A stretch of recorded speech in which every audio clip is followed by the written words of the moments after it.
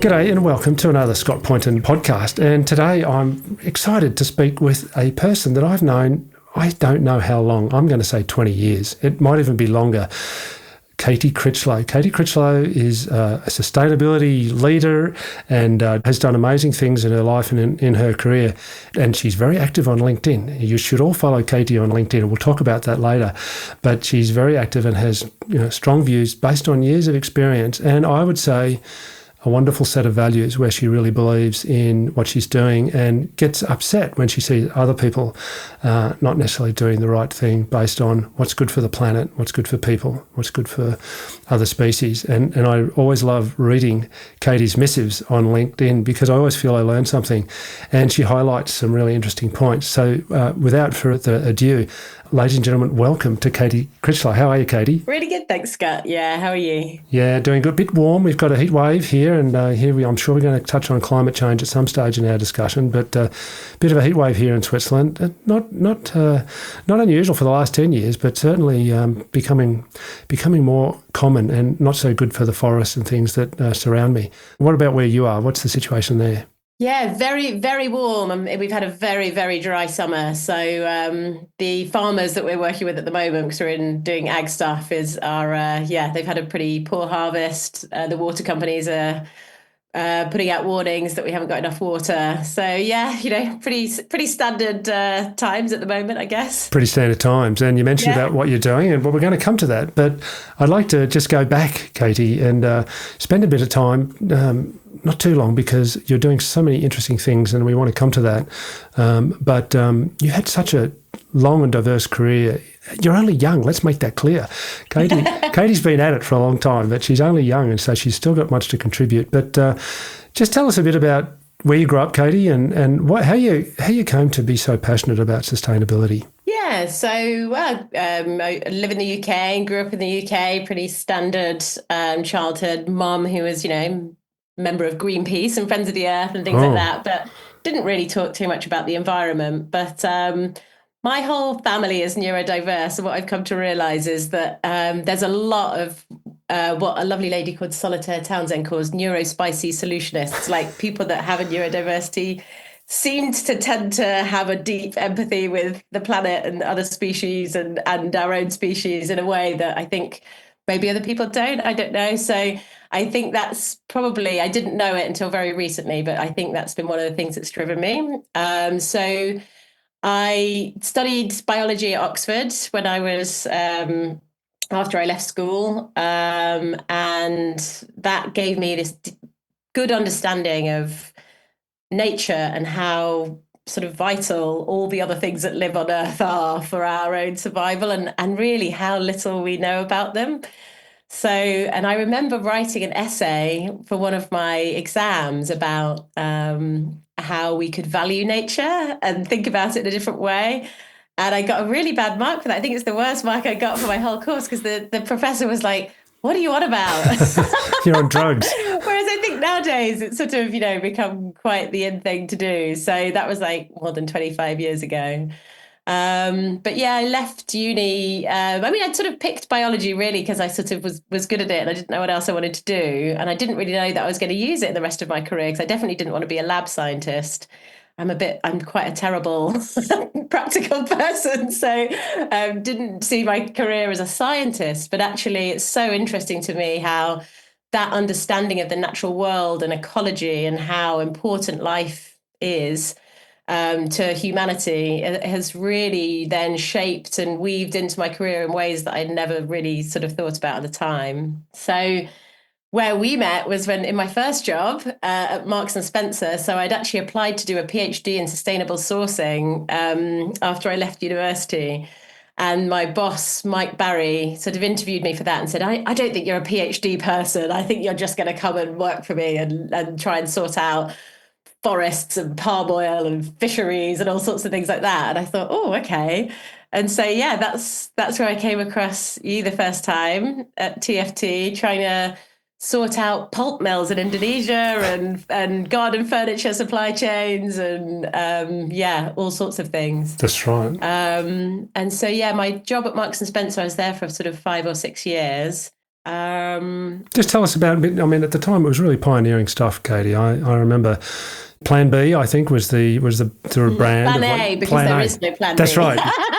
Yeah, that's it. Plan A, because there is no Plan B. Just talk us through that. What was the plan there? What was the strategy? I joined M&S at a time where Mike had this idea that supermarkets looking at their lorries and their lighting and a bit about their waste wasn't really where it was at in terms of the footprint of retail and the sort of whole, food and home system.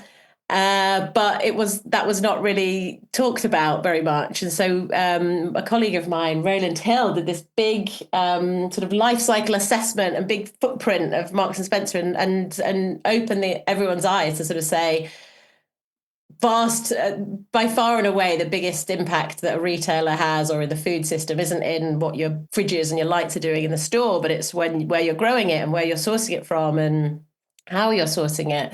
And that at the time was quite revolutionary. And so we sort of then set about a few years of sort of building the case within Marks and Spencer to not be looking just at stores and lorries, but to look at the supply chain. We were some of the founding members of things like RSPO and the Better Cotton Initiative and that sort of thing, because we realized that we wanted to know where our cotton and our wood and our fish came from, but it wasn't a question that anyone had asked at that time. And so the supply chains were very opaque. There was lots of barriers in the way. It's actually one of the things I feel really sad about now, when a lot of people still tell me that that's not possible, which is just not true. It's just the will's not there now, because enough people have asked the question enough times for that problem to have been solved if we wanted to. Yes.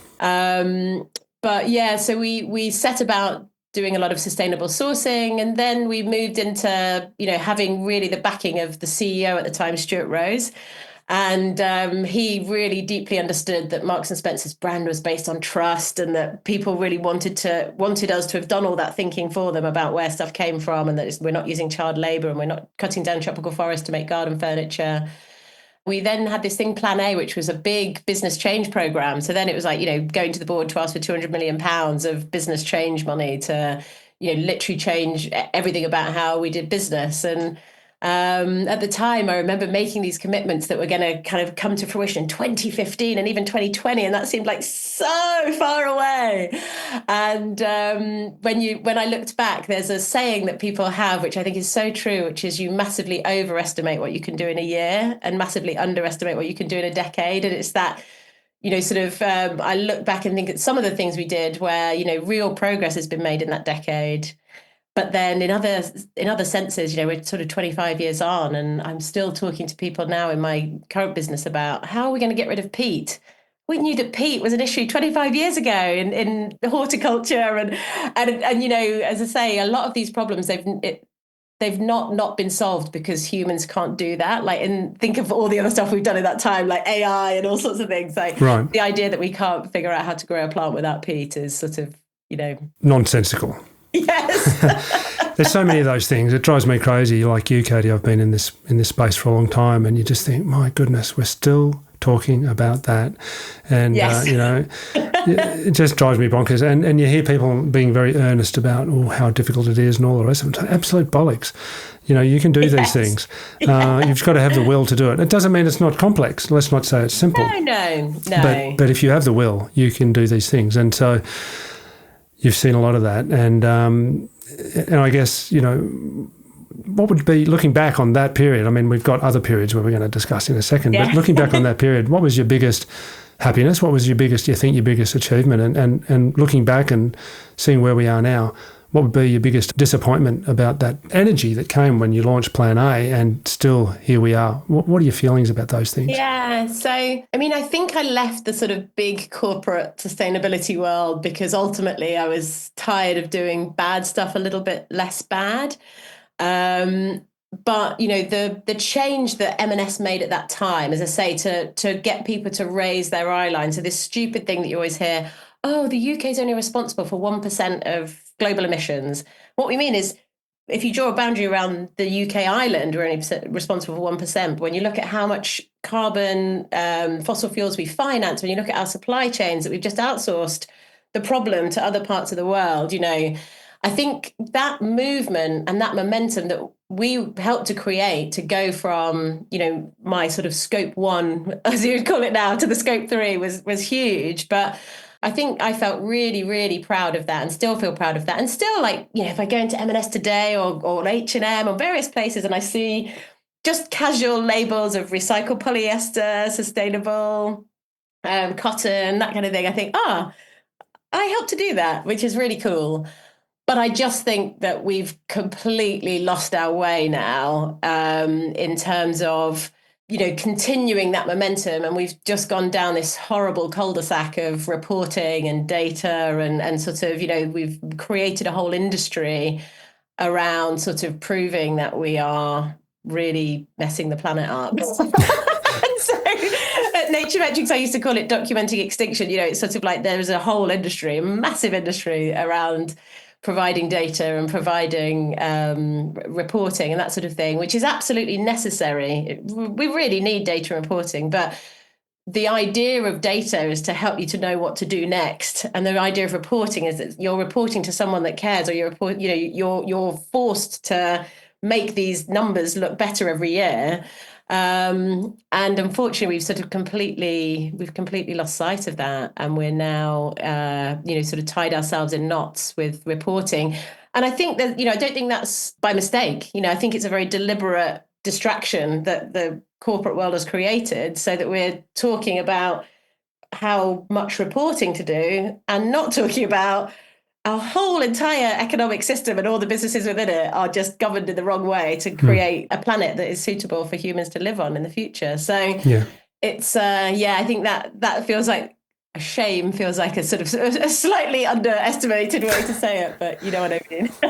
A small disaster, in fact, that is unfolding every day before our eyes. Yeah. It is a frustration that I share, Katie, and all of these reports and compliance. And you talk to, one of the things I note is that when I first started TFT back in 1999, there really were no sustainability managers in any of these companies. And we always talk to the procurement people. Yes. And, they were the ones that were buying all of the stuff. And, we were there trying to pioneer responsible sourcing. And it's like, oh, no, that's our supplier. Nothing to do with me. I didn't destroy that forest. I didn't put in that child labour. That's our supplier. We're good guys.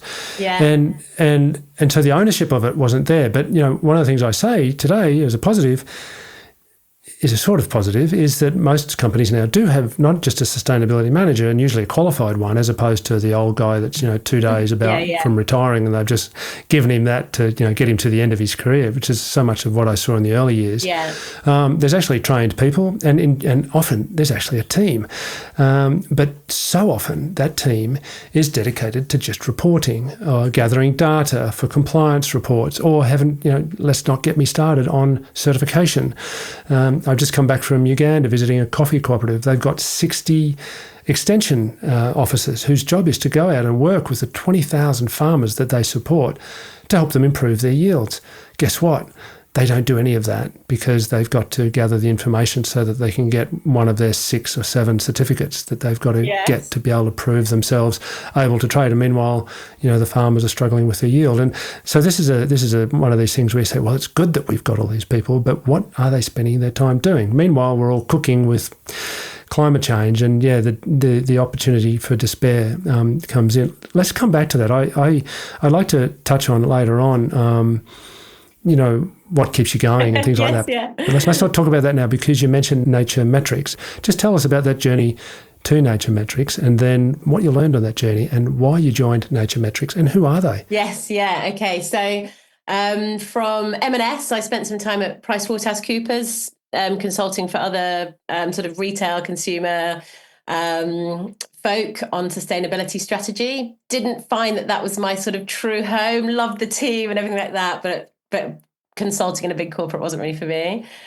Then I went to WWF Indonesia. So I decided, right, I want to spend some time at the other end of supply chains, really thinking about, how do we change things on the ground? And that was super fascinating. I think big picture, I was part of a team that was sort of drafted in by the international WWF International to work with Indonesia, Malaysia, and Brunei to try and make all the projects and programs that was happening in Borneo sort of fit together a bit better. And so, create a narrative and a framework. And I was leading on the private sector stuff. And where we got to, which again, I think was sort of very leading at the time, but it's very well accepted now, was we put this idea of a green economy on the table, which hadn't been part of the parlance in like the Asian Development Bank or the Indonesian government or anything like that. And we sort of said, the game is, how do we make trees worth more standing than they are cut down? And that was our mantra. And as I say, like that again is like relatively obvious now, but 15 years ago was quite revolutionary. So we did a lot of work around how do we engage with business rather than fight business? How do we think about what a sustainable economy looks like? And also, interestingly, there I was arguing for more measures because actually you couldn't believe the donor reports that Indonesia had to write. I mean, I'm sure you saw them at TFT too, but there were some people that had 450 lines on an Excel spreadsheet that were their objectives from various donor projects. And I would say 99% of them were about have a meeting, have a workshop. There were no outcomes based objectives. And I said, well, look, let's just look at the forest. If there's 22 million hectares, what chunk of it do we want to be protected? And what do we need to do that? What chunk of it do we want to be sustainable palm oil? And what do we need to do that? And sort of bring a more sort of like business approach to outcomes focus. Yeah, exactly.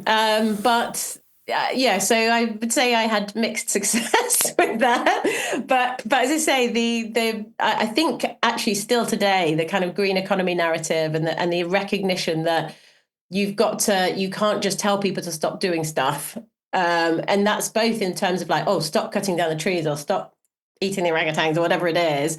It's also you can't, you've got to find you've got to find something else to do. And I think even in the early days of the carbon projects, RED Plus, it was sort of like, how can we pay people to go away and not do anything? And that was just, to me, just seemed like a bonkers thing to do because, like what human just says, oh yeah, I'll just have a little bit of money and sit around and do nothing. And, you have all these, terrible sort of other things that happen when the economics are wrong and the purpose that you give to people is wrong.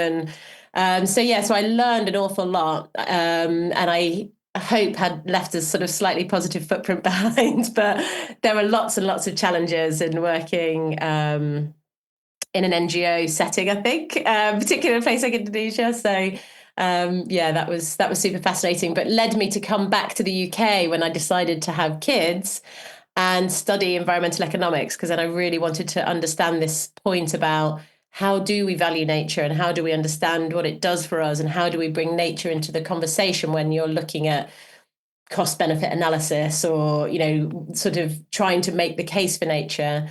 And I felt very positive about that idea when I left Indonesia because it made so much sense. But then I got to my master's and realized that actually the language between ecologists and economists isn't really there. The understanding of what nature does for us is so thin that we actually risk almost making the case to destroy it by only valuing the tiny little bits that we know that nature does. And also the sort of marginal cost accounting, like, oh, what do we lose if we take down this tree and this tree and this tree, sort of is very inadequate. And how do we compensate it by protecting the system thinking that we've got for nature? Yeah, planting a eucalyptus plantation over there, somewhere. It's trees. Exactly, because we are part of this incredible web of life. And being the idea that you can take away one part and value what you've just lost without understanding what that does for the whole, for me felt very inadequate. And so as a sort of ecologist in the room where most of the people studying that were economists, it was really fascinating and led me to believe, look, anywhere that we can use economics and valuation techniques to argue for nature and we can use that as a tool, brilliant. But it's by far and away not the silver bullet that I was looking for in terms of, making the case. And I guess more and more as I've got older, I've actually become more of the thought that data and economics and all that sort of thing, there's only so far that can take us. But if we have lost our connection completely with nature and our understanding of how important nature is, and actually getting that back and helping people to understand and feel part of nature and understand that they're part of nature and they can't live without it is probably better than saying, oh, it's worth 2 trillion or it's worth 3 trillion, because ultimately it's infinitely valuable. If it's gone, we can't eat money. We can't survive. And I think I've been to too many meetings and conferences recently about nature finance and that sort of thing, where people still believe that the opportunity is around creating more wealth, financial wealth with nature, rather than using financial wealth as a tool to make sure that we restore our living world so that we can survive. Yeah. Yeah. It's really trying to crunch nature into our economic system as opposed to moulding our economic system to support nature. Yeah. Yeah. So that was super fascinating. And then I ended up after my master's and after having my 2 lovely boys, deciding that I couldn't go back to big corporate life. As say, doing bad stuff a little bit less bad was not where it was at for me. So I decided I wanted to go into startups and do, bottom up, like businesses that change the world from day one. So I did an energy storage startup, Power Vault, and learned lots and lots of hard lessons there. And then what would give a few little examples? What were some of the hard lessons you learnt there, Katie? Well, I think sort of having a product that works. That's important, right? It's a good starting place. So we had a lot of false starts there, just trying to figure out what the right product was. And I think basically just tried to do way too much in one go. We sort of had the idea, we can build a battery and a battery management system and a smart grid connector and a box to put it in, and all, there were too many moving parts. And so that's one of the things in startups which entrepreneurs absolutely hate. You've got to pick your battles and be very, very focused on what you're going to do. And again, it's that thing of, I can't do everything this year, but if I am careful about what I do this year, I'm going to be super successful over the next 5 years, rather than like, I've got to do everything this year and then you sort of crash and burn. Yeah. No, actually, that company is still getting strong. And, despite learning a lot of hard lessons along the way, I think they've sort of come out the other side. But the chairman of Nature Metrics was also the chair of Power Vault. So I heard about this company that monitored nature with DNA and thought, oh, wow, in my time at Marks and Spencer, where I'd done lots of things on carbon and wood sourcing and palm oil and all sorts of different things, but really biodiversity and nature in and of itself was a really difficult thing to set targets on, because you couldn't really measure it. It was hard to manage it in that sense. And so I thought, oh, wow, this is really cool. And it kind of gets me back to my biology roots. And so it literally is going to take a sample of water or soil, extracting the DNA that's present from all the different species that have moved through that water or that soil, or even now air, and being able to then understand what species are living there, from big mammals and fish to bacteria and fungi and all the little stuff that's actually really important in providing us with a livable planet. So that was really cool. So I spent 5 years as CEO there, took the business from 5 people to about 150, raised about £22 million in equity, took a lot of different VCs on board, impact VCs largely, and made an acquisition in North America. And we were providing data to NGOs, to nature-based solutions, to big mining companies, sort of the whole lot across, really about over 100 countries. So it was a really, really exciting business to run. But yeah, then decided to leave after 5 years. Katie, there's more story, I'm sure, that you can share with us there. I mean, what had you deciding to leave there? You mentioned at one stage, you just mentioned that talking about impact investors. My experience with impact investors is often it's an exciting moment. They get all excited about what impact you can create until the deal's signed, and then they say, well, where's our 20% or sometimes more rate of return? And then they want to change the business and modify the business.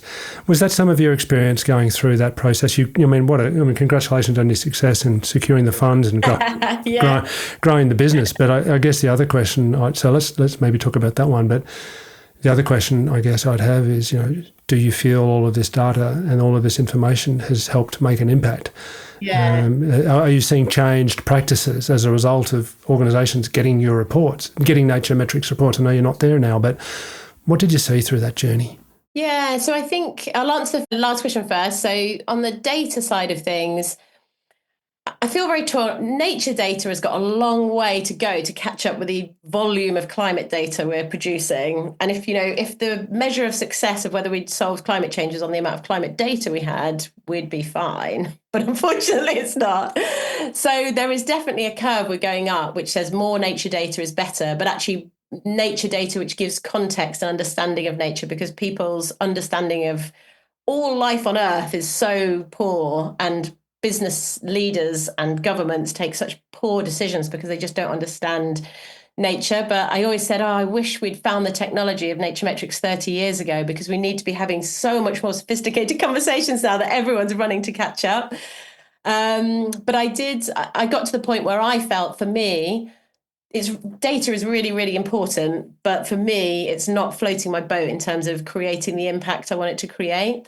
And actually, the people that were using the data best were really the NGOs, and they were the ones that couldn't pay very much, and so we couldn't focus on them as much. And so there was a bit of a disconnect in terms of your where you could have the most impact, and who was really buying the product. So I look back and I feel really proud that there's a lot of, in particular areas like fresh water, which is so understudied. And, the alternative is like dipping a electric rod into the water and electrocuting some fish. And that's how you sort of count them. Like DNA was doing really wonderful things in that sense. But I did get to the point where I feel like generally we're documenting extinction. This data isn't moving the needle fast enough to really, make the impact that I wanted to have in my career. And I think it's interesting on the impact investor side. I mean, there's two parts of this. One part is governments have been completely naive or incompetent in thinking that the private sector is going to solve everything for us. And so they go, oh, but there's all this impact investment money, there's all this private sector money going in. And the impact investors get very excited that they're going to solve the world. But the overlap between what needs to be funded and what can provide a VC investment return is actually quite minimal. Like there's so much stuff that needs to be done that is regulatory driven or government driven, which will really crowd in private investment. But a lot of the private investment is actually failing because governments have failed to understand that all these businesses are making business cases based on, well, we're talking about climate change so much, so there's going to be some better regulation soon. Or we're talking about nature so much, there's going to be some better regulation soon. And that regulation never comes. And so the investments fail. And that's one of the things I found at Powervault. We were betting on Ofgem doing what it said it was going to do, which was to change the way electricity was priced so that you could, flex the grid and use renewables in a different way. And that just never happened. And so that's one side of it, which is just, there's only so much that impact investors can do. And I think we were overexcited about the ability for impact investment and in particular the VC model to change the world. And then for sure, the other part of it is I always understood before I got into the game that there were investors that really wanted to make a trade-off between return and impact. And actually all the impact investor conferences and things that I've been to recently are, how can we find alpha? How can we get more money by doing good? And that's okay. If that's how you want to, there are lots of things in a green revolution that we're in at the moment. There are lots of ways that you can make more money by doing green stuff. But there's also, and it comes back to my first point, like an awful lot of stuff that needs to be done that perhaps if you're going to do it in a fully regenerative way, isn't going to make you the maximum return.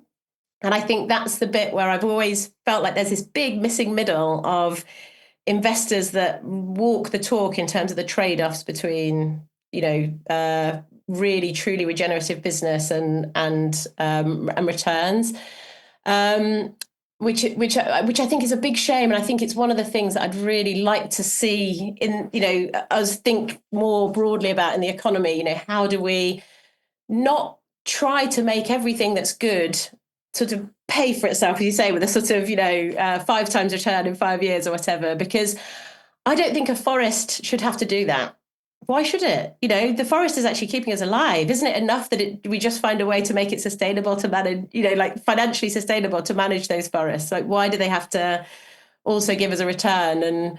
I know that that's the system we're in, but I always think, well, I've got one foot in the camp of like, I'm realistic. I live in a capitalist system, which is sort of really forgotten what capitalism, I don't think capitalism when it was first envisaged actually was what we are in now.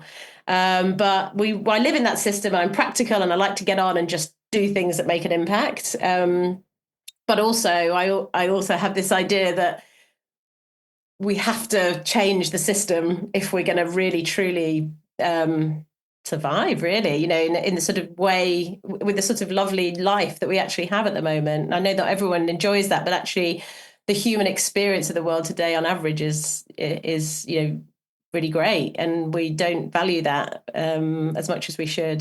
Do you think we can change it, Katie? I mean, or do we have to, there's a lot of talk about societal collapse that, and Jem Bendel a couple of years ago, I think it was 2018, so more than a couple of years ago now, a professor over in Wales published a paper internally in the university because he couldn't get it in any journal.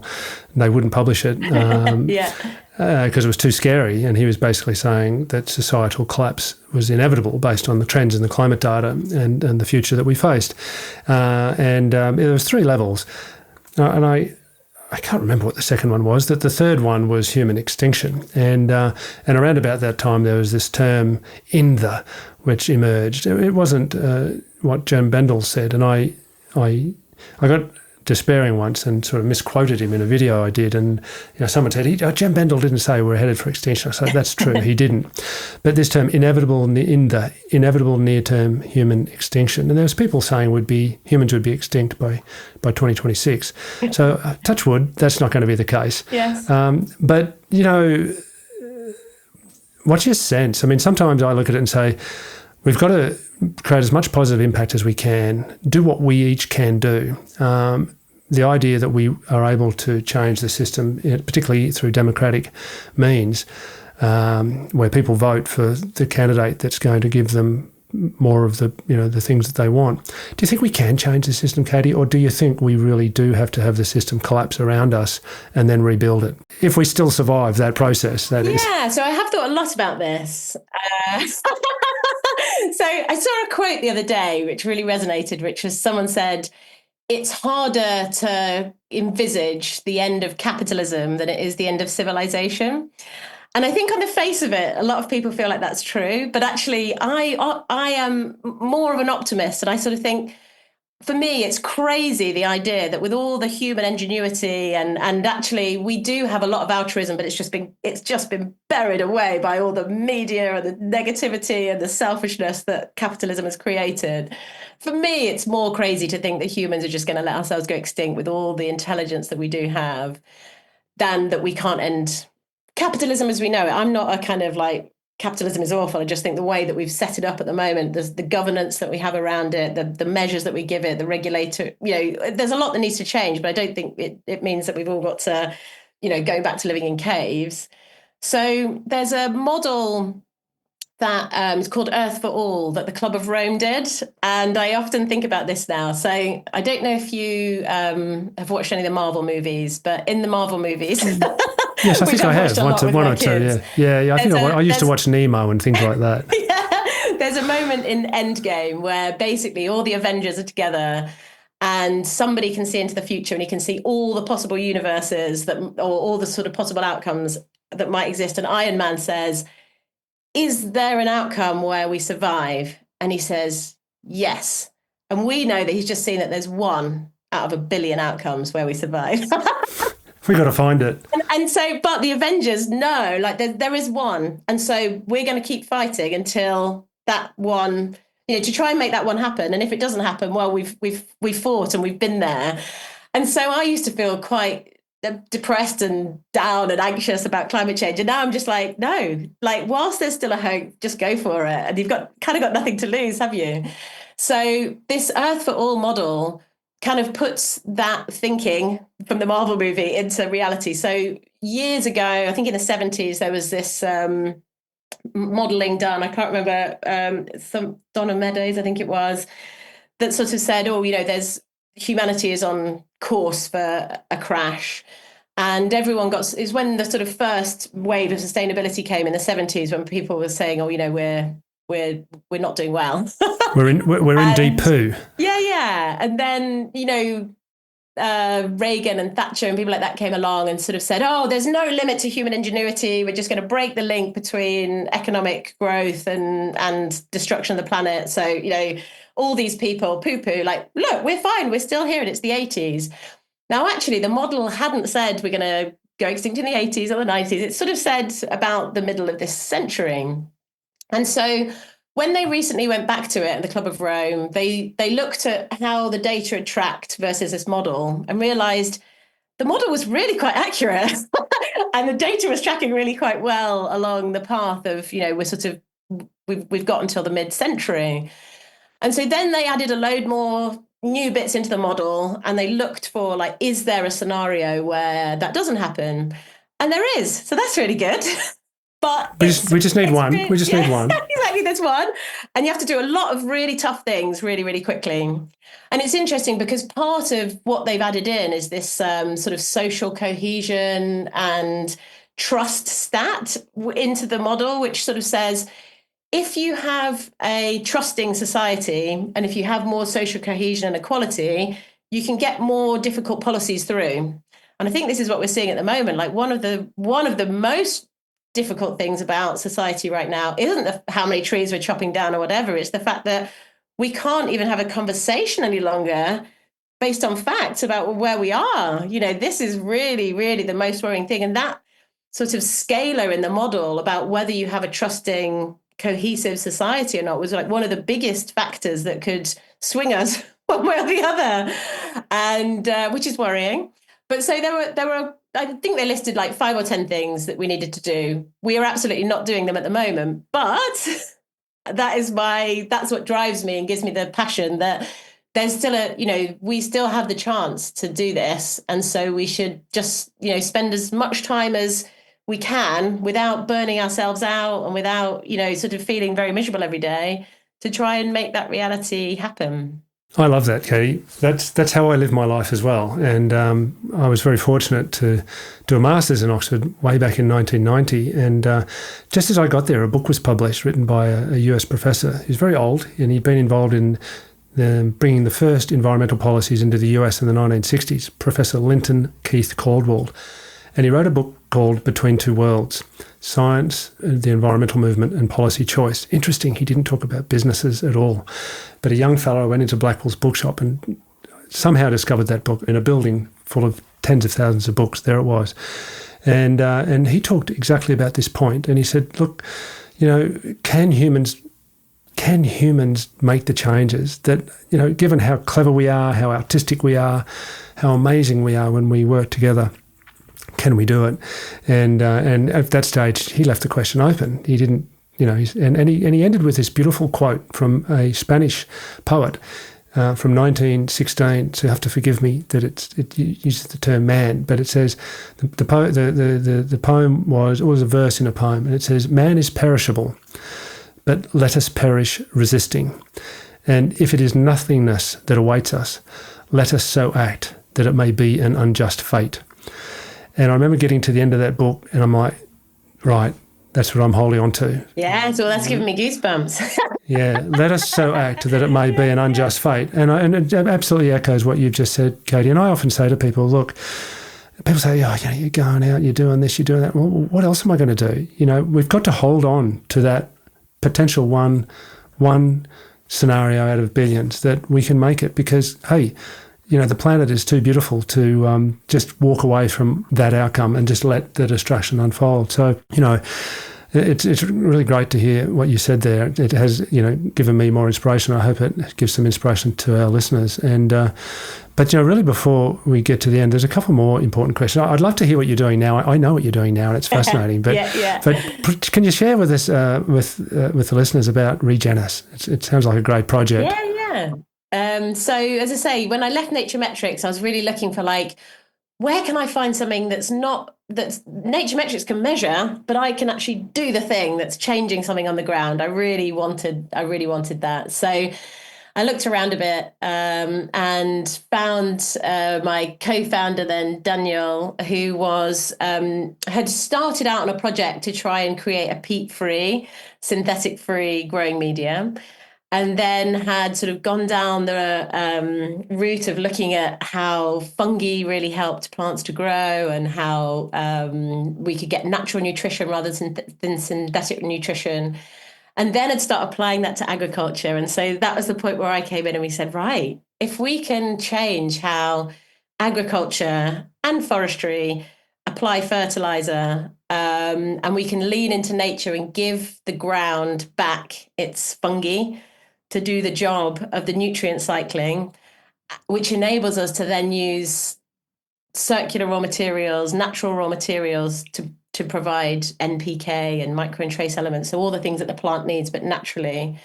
The big revelation to me, having worked in sustainability for so long, I couldn't believe I didn't know these stats, but like every ton of nitrogen you're putting on synthetic fertilizer is like 5 to 6 tons of carbon emissions. 50% of it just goes straight down the river because it's soluble, because without all the microbiome in the soil, you're basically just putting on soluble nitrogen that has to go straight into the plant. And if it rains, off it goes down the river, which is messing up all of our rivers. And the UK rivers are in a terrible state, as I'm sure they are in many places.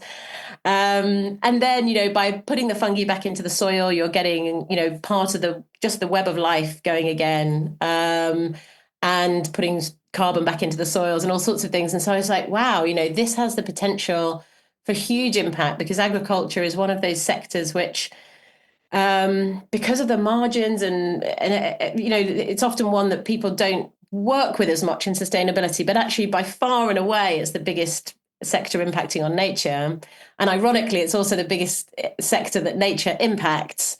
But there have not been enough big strides made in making agriculture more sustainable and regenerative. So yeah, we've got a small aim to try and displace 1% of the world's nitrogen fertilizer. So it'd be, I think, about 30 million tons of carbon a year that we could save if we did that. And we've raised some money from an impact investor called Planetary in Denmark. And actually, they are one of the impact investors which, on both sides of the deal, have sort of really, been open to discussing those trade-offs and the sort of, the systems change that's needed. And so that's been like super, super cool. But they've set a really high bar now. So we're just fundraising and we're like, oh gosh, we've got to find others that can come in and sort of keep that vision alive. Because I've said I want this company to be a regenerative company, which sounds easy to say, but actually genuinely putting back more than you take out is really, really hard. But that's the game.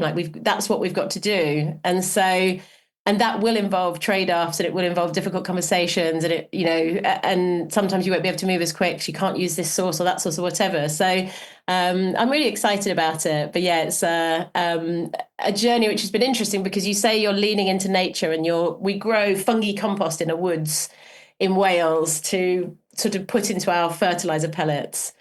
And when you tell an investor, I don't exactly know what fungi are there, because nature knows, and nature knows best. And there's You've got to trust thousands of fungi that we don't even know to science yet. And they're probably doing really important stuff. But that's really terrifying for a lot of investors, because they're like, well, what about from an IP standpoint? And can't everyone just do this if you're doing it? Because if it's just nature, and you're like, nature's, it's got like 200 million years head start on us in terms of innovation. And I often feel that humans are very arrogant in terms of how we think we can control nature, and manage it. Whereas actually, like, our view is lean into it and let nature do some of the work for us. And then we're a business that sort of works in the way that life works. And that feels like the right sort of approach. Absolutely does to me too, Katie. I think it's so funny what you say about investors. They and the arrogance of people thinking that we can control nature, until a big storm comes along or a big fire comes along, and there's all of the firefighting equipment that you invested in, and that didn't help much. And so we better do what we can to prevent nature from getting itself into that position where it's creating those disasters that we live through. Coming to the end, I mentioned at the start, I mean, there's so much I could talk about more. I love you. Yeah. I just wanted to mention what you said about trust, and that is something that really disturbs me. And I think, as you know, Katie, I haven't been always an advocate for certification, quite the contrary. One of the things that upsets me most about certification is that it's just founded on a lack of trust. Like, we've got to absolutely come down and audit you to death to make sure that you're doing what you say you're doing. And I'm like, well, there's that much evidence to suggest that these people are doing it. Can't we just trust? Can't we just bring a little bit of trust into the equation? Well, apparently not. And we get ourselves into that situation where all of so many good people are not doing the work to develop farming practices that support nature. They're just trying to get themselves through the audit. What a shame. But anyway, I mentioned in the introduction about LinkedIn, and I know LinkedIn is just one way for you and others to share what they feel about these things. And you're very active on LinkedIn. You make comments about lots of posts, which I always find, I don't read them all, but I read most of them. And that's when I thought, why haven't I interviewed Katie for a podcast? It just struck me as being, hello, silly boy, get on with it and message. And so I'm really grateful that you came on, Katie. But before we just talk about that, it seems to me that you have very strong values, and a lot of the posts, a lot of the things that you put on LinkedIn are very much linked to values, and not necessarily, maybe calling out others who are behaving in a way that is not true to what we might all consider to be good values. And you're very focused on impact. You're not here to muck around. Like you want, let's make some impact. And I love what you said at the start about spicy neurodivergence. I think that's really powerful. So it's coming all together. And the last thing that came across as you were talking about this thing about connection. And this is something that it's so apparent in all the work that I did at TFT. People say, how did you do it? How did you get these companies to make these big policy changes? Well, it wasn't so much what I did. I just helped them find their own connection back to themselves and back to nature, where they suddenly realised that chopping down that forest for profits, maybe there was another way. We didn't have to do it this way. There was a different way, as it were. And so all of these things have come across as you've been speaking. So I wanted to sort of ask you, as we come to a close, this question of your values. I often say to people, what are your values? And they can't really tell me, because they've never really thought about it. And it's a bit of an exercise where they go away, and I work with people. I say, go away and think about it for a bit, because it's when you're in a situation and those values are broken, where someone is operating in contrast to your strong values, they've crossed a red line, you know it, but you don't always put the connection and say, well, that means one of my values is truth, or one of my values is compassion.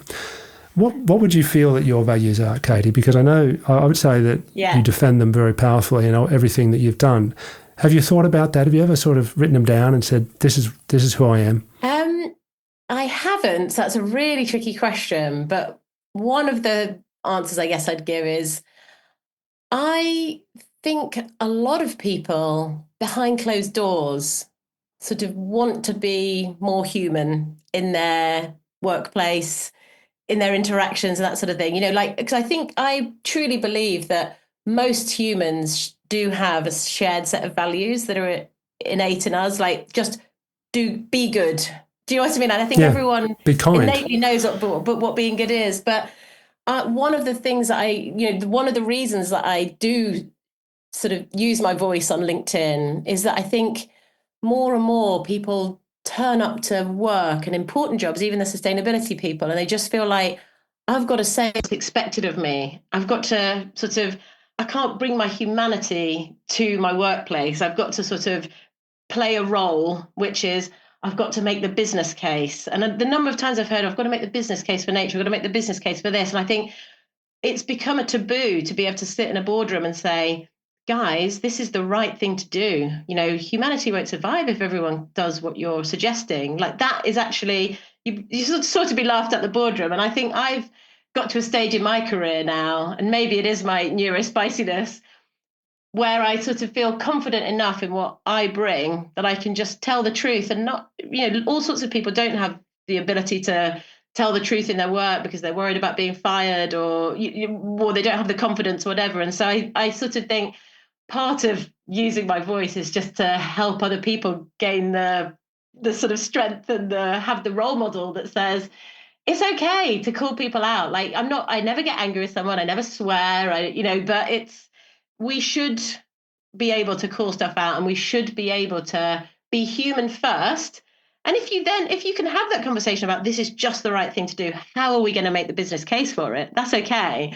But saying we can only do it if there's a business case, and like, I'm focusing on that first, just always feels like a very, very grating, and it just hasn't worked. We spent 30 years trying to make the business case and talking about PR and brand and all that sort of thing, and really that sort of comes back to the regulatory piece and the fact that governments are really failing to sort of create the business case by just setting the boundaries within which boards and businesses should work, which would just make capitalism function so much better. So I think just, be a good human is kind of like my sort of overarching value. And I know that seems like a bit of a cop out, but no. I do always try and do the right thing. And it does really get my sort of fire going if I see people that aren't doing the right thing. But yeah. That's good enough, Katie. I think it's a great thing. And it's very clear to me that you actually live that. And it does seem like a good place for us to end, but there's one thing that I wanted to ask you, and we could probably have a whole podcast about this. Maybe you can just touch on it briefly. You mentioned when you were just talking there about being in the boardroom, and I know that guys is a generic term, and I use it myself. And I use it a bit uncomfortably sometimes when I'm in the presence of women, and I say, hey, guys, and because I think it can cover both genders. Yeah. But our listeners have probably worked out the fact by now that you are indeed a woman.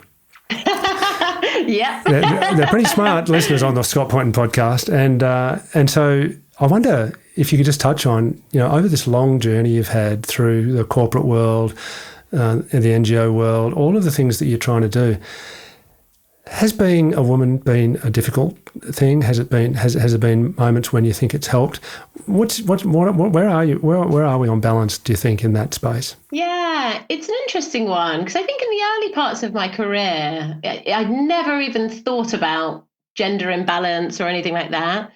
I think being in boardrooms and being in front of investors who are largely male, and, the stats for VCs aren't good. Like, I think it's like 2% of VC money ends up with women founded and run companies or something very small like that. I think there I felt more of an impact. And I think I would characterize it like this. There's a feminine energy that people, you don't have to be a woman to have the feminine energy, but I think there's a way of interacting which is more female. And I think more and more investors want to invest in women, and they want more women in the boardroom. But the shift in terms of how do we bring the feminine energy into the boardroom, and how do we change the way the interactions happen? Because it's not just about having a woman there. It's like, what does that diversity bring? So if you haven't just got a board that's all white males, it's not just to have some boobs in the boardroom. It's because you want to have a diversity of thought. And I think that's the bit that we're still really missing, which is how do we change the way we interact so that new energy that you've brought into the boardroom can really flourish and really support what you're trying to do. And that's where I feel like, again, the sort of focus on reporting and data and targets and all that sort of thing from a gender perspective or a minorities perspective is totally the wrong approach, because it's not understanding the why. It's just sort of saying, we need to meet a quota or whatever, but really embracing diversity and really saying, like, let's think how we can get diverse perspective in the boardroom, and that is a good thing. It will still take a little bit longer, I think. Not quite there yet. Not quite there yet. We'll get there. We'll get there. I hope so. Katie, what a pleasure it's been to talk to you. And we've covered a lot of stuff, and so much of it so interesting that we could talk about it for a very long time. And, so many times you've mentioned, I wrote it down as we were talking, providing for a living planet. And my sense is that, you've put your shoulder to that wheel from a very early age, and you continue to push against it to try and do whatever you can to provide a living planet, not just for your own family, but for the rest of the world. And I think, you're onto something. And I really believe that You know, you're talking about impact, you're talking about connection, and just being a good person, and holding on to that glimmer of hope that we can do something. I think the world's a better place for having you in it, Katie. And thank you. Yeah, it's my privilege to be able to welcome you on the podcast and to share your thoughts with so many people. And well, we should catch up again, because we'd love to hear about how Regenis is going, and maybe in a year's time we can come again and talk again, and you can tell us what new lessons you've learned on this incredible journey that you're on. So thanks so much, Katie, for joining us today, and I bet we're going to get a lot of interesting thoughts and feedback on our discussion. So thanks so much. Brilliant. Thanks, Scott. Thanks for having me on. Cheers. Cheers.